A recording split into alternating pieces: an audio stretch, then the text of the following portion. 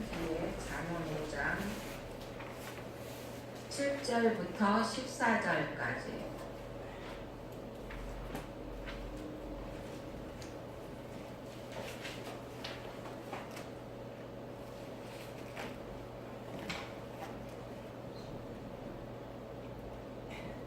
잠언 5장 7절부터 14절까지 페이지로 915페이지 까만 쪽에서, 빨간 쪽 말고 까만 쪽에서 915페이지.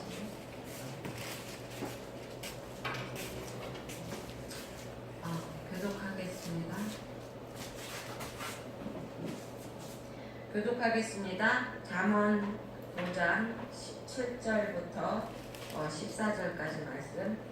그런즉 아들들아 나에게 들으며 내 입의 말을 버리지 말고 내 입을 그에게서 멀리하라. 그의 집 문에도 가까이 가지 말라. 두렵건대 내 존영이 남에게 잃어버리게 되며 내 수완이 잔인한 자에게 빼앗기게 될까 하노라. 두렵건대 가인이 내 재물로 축복하게 되며 내 수고한 것이 내 집에 있게 될까 하노라. 두렵건대 마지막에 이르러 내 몸, 내 육체가 쇠약할 때에 내가 한탄하여 말하기를 내가 어찌하여 훈계를 싫어하며 내 마음이 꾸지람을 가벼이 여기고 내 선생의 목소리를 청중하지 아니하며 나를 가르치는 이에게 귀를 기울이지 아니하였던고. 많은 무리들이 모인 중에 큰 악에 빠지게 되었노라 하게 될까 염려하노라. 아멘. 지난주에는 우리가 이 잠언 1장에서 5절의 말씀을 가지고 음녀를 조심하라 라는 말씀을 나누었어요. 그래서 음녀의 입술에서 나오는 말은 꿀송이같이 달고 그리고 또 기름같이 잘 매끄러워서 사람을 막고, 그러니까 사람을 현혹시킨다고 이제 그런 말을 했었죠. 근데 오늘은 7절부터 14절을 통해서 간음의 결과라는 것을 가지고 함께 이야기 나누려고 합니다. 거기 8절에 보면 그렇게 말했죠. 내 길을 그에게서 멀리하라. 그의 집 문에도 가까이 가지 말라라고 말하고 있어요. 그러니까 여기서 악은 처음부터 아예 가까이 하지도 말라고 하는 것이죠. 여기에서 보면은 내 길을 그에게서 멀리하라라고 말했어요. 이 그는 누구냐면 아까 여기 5절 2절에서 2절인가 3절에서 말한 그 음녀를 말하는 것이죠. 본절은 음녀의 집 근처에도 얼씬도 하지 말라고 하는 것입니다. 그러니까 말로 음녀의 유혹으로부터 자신을 지키기 위한 방법은 그 음녀의 집에는 곁에도 안 가는 것이 최선이라고 말을 하는 것이죠. 남자는요 아무도 여인의 그 유혹으로부터 벗어날 수 없다고 합니다. 옛날에 제가 파주에 있을 때 저는 기독교를 다녔지만 우리 스님이 계셨어요. 파주에 스님이 계셨는데 정말로 불교가 유명한 학교가 어디죠? 그 학교, 성균관대. 성균관대학인가? 동국대다. 자오장 그 대학을 나오셔서 스님이 되셨어요. 젊어서 스님이 되셔가지고 우리들도 목사들, 젊은 목사들은 왜 그 동네를 개혁한다고 그러다가 계몽한다고 그러잖아요. 이 스님도 계몽한다고 그래가지고 정말로 제가 보기에도 정말로 내가 종교가 달라서 그랬지 정말 존경할 만한 그런 분이었어요. 그래갖고 그 선유리 일대를 정말 농경사회를 굉장히 그 농사 짓는 사람들에게 자연교육법 가르쳐주고 막 그래가지고 내가 학교 갔다 오면은 영희야 일로 와라 그래가지고 오이도 따서 주시고 막 그랬었어요. 그 스님의 눈은요 정말로 선했어요. 나 항상 저한테 너하고 나하고 종교는 다르지만 그래도 아빠하고 나하고 잘 알고 그러니까 가끔가다 와서 놀다 가고 이런 거 과일이나 왜 그냥 그 스님의 심어놓은 그 과일은 전부 다 무공이에요. 그러니까 이런 거를 갖고 가라고 말씀을 하셨어요. 그런데 이제 제가 이제 그 파주를 떠나서 이제 내가 서울서 생활을 하게 됐잖아요. 그런데 한 번은 집에를 갔는데 그런 소리를 하더라고요. 그 스님이 그걸 뭐라 그러지? 스님을 파괴승이 되어가지고 여자하고 살림을 한다고 그런 말을 하더라고요. 깜짝 놀랐어요 정말. 그 스님은 그런 분이 아니거든요. 정말 눈을 보면 천사의 눈이었거든요. 근데 한번 이제 집에를 가는 그 기차를 타는데 기차 안에서 만났어요, 스님을. 그런데 그 사람의 눈이요 벌써 달라요. 기차 안에서 만난 그 스님의 눈은요 어렸을 때 내가 봤던 그 순수한 그 눈동자가 아니었어요. 그래서 내가 그 스님한테 너무나 안타까워서 스님 왜 그러셨어요? 내가 그랬더니 그러게 말이다 이러고 말씀하시더라고요. 근데 그 스님이 어떻게 이렇게 되냐면 여자 보살이라고 그러나 여자 보살이 그 스님한테 홀딱 반한 거야. 그래가지고 스님이 목탑을 두드리고 계시면은 이런 말 해도 되나? 벌거벗고 왔다 갔다 하고 막 그랬대요. 그랬더니 나중에 스님이 넘어갔다고 그러더라고요. 남자는요 아무도 여자의 유혹에 넘어갈 사람이 없다는 것이에요. 그러니까 대부분의 근데 다행히 대부분의 여자들은 한 남자로 만족합니다. 그렇죠? 한 남자만을 바라보고 살고 그리고 또 한 남자로 만족을 하고 살아요. 하지만 여기 그 성경에 나오는 그 음녀들은 남자들을 이렇게 꼬시는 여자들이잖아요. 그렇죠? 그런 사람들은 한 사람으로 만족하지 못한다는 것이죠. 그래서 음녀의 유혹을 피하려면 술집을 드나들거나 사창가를 배회해서는 안 된다는 것입니다. 거기 궁금한데 한번 지나가 볼까? 이거 하지 말라는 거예요. 궁금해하지도 말라는 것입니다. 본절은 그러니까 이 음녀를 여기서는 그런 그러니까 남자를 꼬시고 남자를 악한 길로 가게 하는 그런 여자를 얘기하기도 하지만은요 여기에서 말하는 음녀는요 악을 말하기도 합니다. 이 악은요 정말로 항상 본질이 악의 유혹은 굉장히 강하다는 것입니다. 그래서 악은 전염성이 매우 강해서 악은 가까이 하기만 하면 금방 유혹 전염되고 거기에 유혹해서 넘어가게 된다는 것입니다. 그러니까 우리는 악한 것이라고 생각했을 때는 근처에도 가지 말라는 것이에요. 그러니까는 한번 호기심에 한번 해볼까? 호기심에 한번 거기 좀 지나가 볼까? 이런 생각도 하지 말라는 것이에요. 그 호기심이 나중에는 정말로 우리의 코를 꿰게 되는 그러한 정말로 악한 갈고리 같은 게 되게 된다는 것입니다. 9절과 14절을 보면은요, 음녀의 유혹을 경계해야 하는 까닭을 구체적으로 제시하고 있습니다.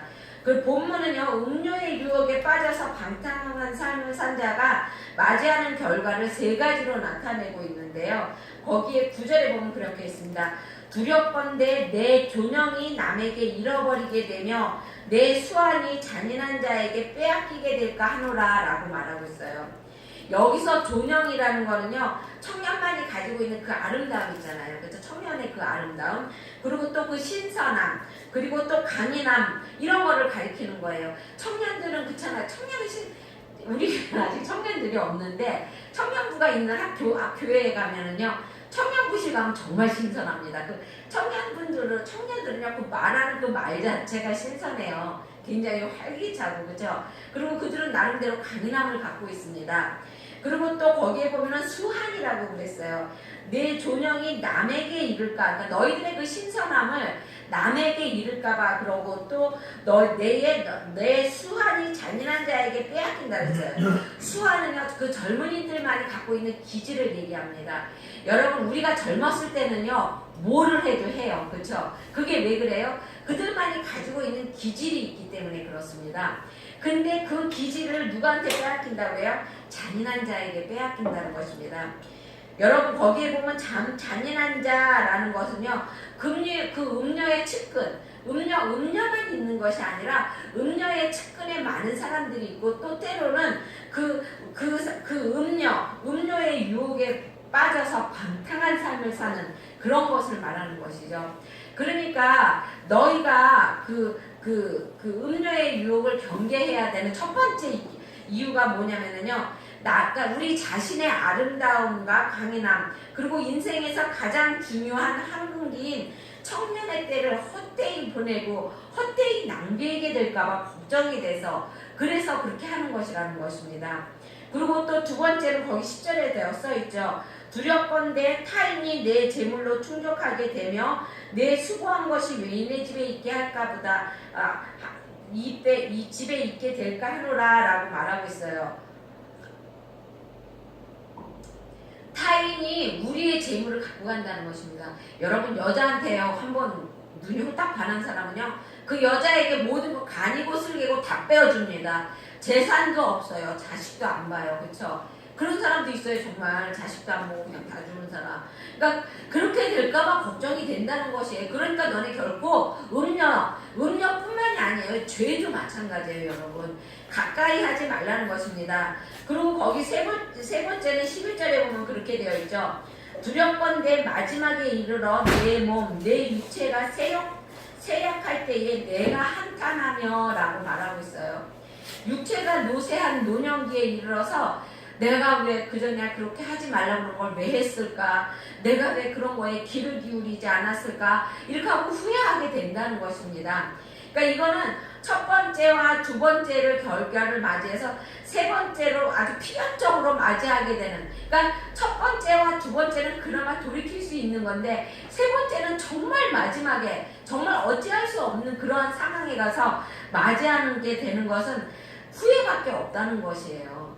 자기의 재산도 다 탕진하고 그리고 자기의 건강도 다 버리고 그러고 난 다음에 후회한다는 것이에요. 거기에 보면은 이르러 내 몸, 내 육신이 쇠약할 때 내가 한탄한다는 것이에요. 그리고 또 12절에서 13절에 보면 그렇게 되어 있죠. 말하기를 내가 어찌하여 훈계를 싫어하며 내 마음이 꾸지람을 가벼이 여기고 내 선생의 목소리를 청종하지 아니하며 나를 가르치는 이에게 귀를 기울이지 아니하였던 거라고 말하는 것이에요. 그러니까요, 우리 하나님 우리에게 항상 최후의 심판이 있어요. 그렇죠? 우리 인생을 살다가도 최후의 심판이 있고 우리의 삶 속에서도 꼭 이렇게 심판이 다가올 때가 있다는 것입니다. 그때 후회하지 않는 자가 진정으로 정말로 복된 자예요. 그렇죠? 우리가 후회 없는 인생을 살았다면, 그렇죠? 그건 정말 복된 거겠죠. 여기서 보면은 그렇게 되어 있어요. 마지막 때 곧 인생의 말년에 이르러 후회하는 사람이 나온다는 것이죠. 그가 말하기를 내가 어찌하여 훈계를 싫어했으며 내 마음이 꾸지람을 가벼이 여기고 내 선생의 목소리를 청정치 아니하며 나를 가르치는 이에게 귀를 기울이지 아니하였던 거 하고 한탄하고 있다고 말하고 있습니다.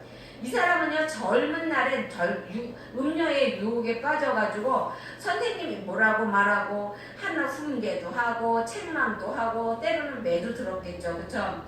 그럼에도 불구하고 듣지 않았다는 것이에요.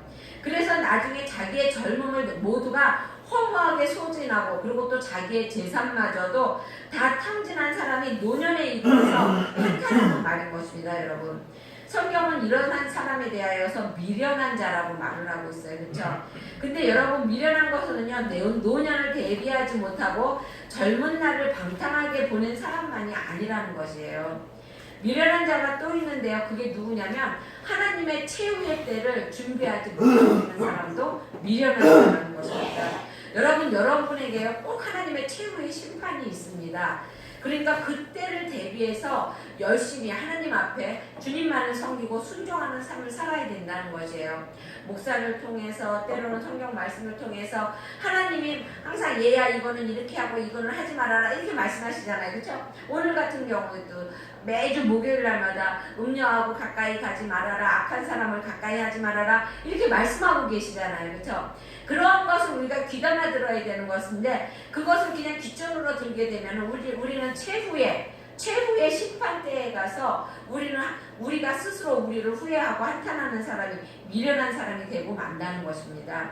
히브리서 9장 27절에 보면은요, 사람에게 한 번 죽는 것은 정한 일이요 그 후에는 심판이 있으리라라고 말씀하고 계세요. 그러니까 히브리서 9장 27절이 성경의 증언이라는 것입니다. 너네 나중에 죽고 나면은 틀림없이 하나님에게 심판이 있어 이렇게 말하는 것이에요. 그러니까 너희들 지금부터 잘 알아서 행동하고 살라는 것이에요. 그리고 그때에는 하나님께서 각 사람을 그 행한 대로 갚으신다고 말씀하고 계십니다. 여러분, 그러면 누가 지혜로운 사람입니까? 누가? 마지막 날에 후회하지 않도록 마지막 때를 준비하며 이 세상을 사는 사람이 지혜로운 사람이라는 것입니다. 하나님의 최후의 심판날에 후회하지 아니하고 하나님께서 준비하신 천국을 기업으로 받는 자가 진정 복된 자라는 것입니다. 여기 12절에 보면은요 그렇게 되어 있어요. 말하기를 내가 어찌하여 훈계를 싫어하며 내 마음에 꾸지람을 가벼이 여겼던고 이렇게 말하고 있어요. 자기가 사람들의 훈계와 사람들의 책망을 그거를 정말로 가볍게 여겼던 것을 후회하고 있는 것이에요. 그렇죠? 그러니까 이 후회를 한다고 해서 달라지는 것은 아무것도 없다는 것입니다, 여러분. 그러니까 그리고 아무것도 없고 자기의 미련함만 드러날 뿐이라는 것이죠. 사람들은 훈계와 책망 대신에 칭찬과 격려를 듣기를 기뻐합니다. 그러나 사람은 누구에나 단점이 있고 그리고 또 누구에나 잘못을 범하기 마련이라는 것이죠. 사람이 바른 길로 가려고 하면은 훈계와 책망을 귀히 여기고 또 거기에 귀를 기울여야 한다는 것입니다. 훈계와 책망이 비록 귀에 거슬릴지라도 얼마나 귀에 거슬립니까? 솔직히 그렇죠? 그것을 듣는 자가 지혜로운 자라는 것이죠. 그러한 자만이 바른 길로 그리고 영광된 길로 갈 수 있다는 것입니다. 사실 그러니까 나 자신이 젊고 또 내가 무엇인가를 할 수 있는 힘이 있고 능력이 있고 재물이 있을 때는요 다른 사람의 훈계와 책망이요 그게 훈계와 책망으로 안 들려요. 그렇죠? 뭘로 들려요? 잔소리로 들려요. 잔소리. 하지만 그거를 잔소리로 들어서는 안 된다는 것입니다. 여러분 세월은요 정말로 빨라요. 여러분 정말 빨라요. 벌써 3월달이에요. 1월달이 엊그저께 같은데. 그래서 모세는 뭐라고 그랬냐면 인생을 화살과 같이 날아간다 그랬어요. 화살이 뿅 하고 날아가잖아요. 그렇죠? 그러니까 우리는 하루하루를 정말 충실하게 알차게 살아야 돼요. 젊은이는 현재의 자신의 모습만 보고 자만할 것이 아니라 훈계와 책망에 겸손히 귀를 기울여서 자신의 미래를 봐야 된다는 것입니다. 지혜로운 자와 미련한 자는 어떤 큰 것의 차이가 나는 것이 아니라 훈계와 책망을 받아들이느냐 그렇지 않느냐에 따라서 그 사람들이 미련한 사람이냐 아니면 지혜로운 사람이냐는 것이 결정이 된다는 것입니다. 그러면 뭐 아무나 다 훈계한다고 그 훈계를 다 듣나? 그런 건 아니죠. 그죠? 우리가 분별해서 들을 수는 있어야 되겠죠. 하나님의 말씀이 항상 귀를 기울여야 한다는 것입니다. 여러분에게 들리는 훈계와 책망의 소리에 귀를 막지 않는 여러분이 되시길 바랍니다. 여러분 그리하여서 정말 하나님으로부터 훗날에 칭찬받고 그리고 여러분 지금은요 옛날에야 인생이 60까지였잖아. 지금은요 60이 청춘이에요. 지금부터라도 여러분 다잡고 지금부터라도 바로 가게 되면은 여러분의 정말 이후의 삶은 바른 길로 걸어가고 정말로 편안의 길이 평강의 길이 열려진다는 것입니다. 그러니까 나는 이제 늦었어 무엇인가를 새롭게 하기에는 이렇게 생각하지 마시고 지금도 늦지 않으셨어요. 그러니까 지금부터라도 항상 하나님의 말씀에 하나님의 훈계에 하나님의 그 지혜의 말씀에 귀를 기울이는 여러분이 되시길 주의 이름으로 축원드립니다. 잠깐 기도하겠습니다. 사랑해 주님 감사합니다. 하나님 항상 우리가 주님의 말씀에 귀를 기울이고 주님의 훈계에 하나님 아버지 귀를 기울이게 하여 주시기 원합니다. 악에게는 하나님 근처에도 가지 아니하게 하여 주시기 원합니다. 하나님 악은 하나님 아버지 정말로 뿌리부터 뽑아내 버릴 수 있는 하나님 우리들이 될 수 있게 하여 주시기 원합니다. 하나님 이한 시간 주님의 말씀을 들었습니다. 하나님 함께하여 주시고 주님이 붙잡아 주셔서 앞으로 옳은 길로만 바른 길로만 걸어갈 수 있는 우리가 될 수 있게 하여 주시기 원하오며 예수님의 이름으로 기도드렸습니다. 아멘.